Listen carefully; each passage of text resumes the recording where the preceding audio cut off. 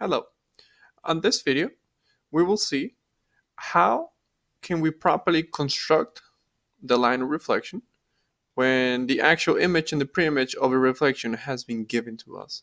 So to understand this problem, we do have the original image, the pre-image DEF. So we have such a triangle and it's been reflected in some line.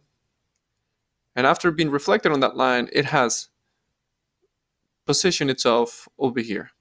So our job is to find some kind of a line where if we get this object and we reflect it over this line, it will land exactly at this points f prime, e prime, and d prime. So at least we have an idea as to what is it that we want to do. Now, how do we go about it? The process is using some of the properties that we have for reflection. We know that if we connect the points of an image and the pre-image, so e and e prime, the line of reflection that we're looking for should be the perpendicular bisector of this line.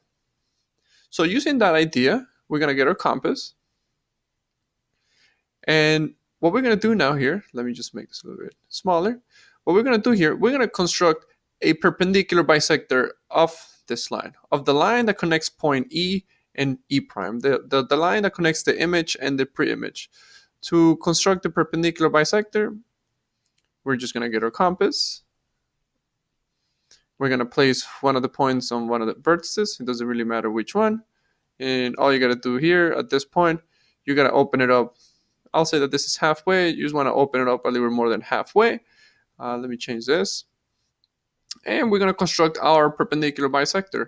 I'll start by making a line right here. And another line right here. So this is just half of the information that we need. Now we're using the same distance on my compass. I'm going to place it on the other point, and I want to look at, and I want to rotate it, and I want to see where the intersections happen here. So we got an intersection right here, and we got an intersection right here. So now I know that if I connect these two intersections right here, this intersection and this intersection, and if I connect those two lines, it should be the perpendicular bisector. Now this line, well, let me actually change the color because I don't want for you to get confused. This line that we just created right here, which is the intersection of our two. Okay, give me 1 second. Let me one of you. Oh, cool. So now this blue line will be the perpendicular bisector of the red line that we have here. But just having one point of reference for this line of this perpendicular bisector is not sufficient. So what we're going to do now is, since we have these two marks that will indicate me the perpendicular bisector of the line E prime, I'm just going to choose another 2 points. Let me mark them by purple. I'm going to choose these other 2 points, F and F prime. And I'm going to build another perpendicular bisector of those 2 points. Using the same idea, I'm going to get my compass. This is halfway. I'm just going to open it up a little more than halfway. Let me actually make sure the colors match this time.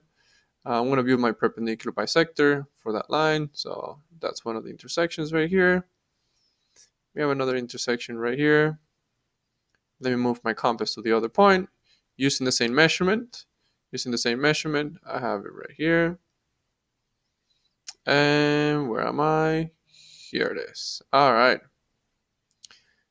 So now I know that this purple marks, if I connect these two lines, if I connect these two intersections right here, let me change this to, I don't know, blue. This blue line is the perpendicular bisector of the purple line, F and F prime. But I want to make sure that this line actually is the perpendicular bisector of lines E prime and F prime. So what I can do here is I can just extend it, and I need to make sure that it passes through those points. Okay.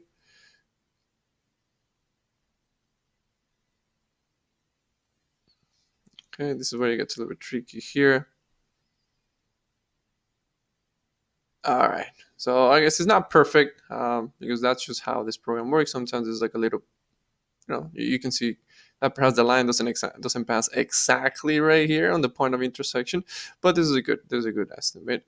Okay, so now this purple line, let me call, I'm sorry, not purple, but this blue line, let me call this line M.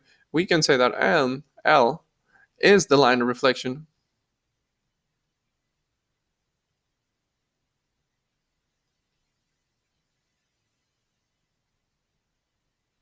L is the line of reflection, and that's exactly what we wanted to look for. Okay, so I hope this video helps you out, and I'll be seeing you next.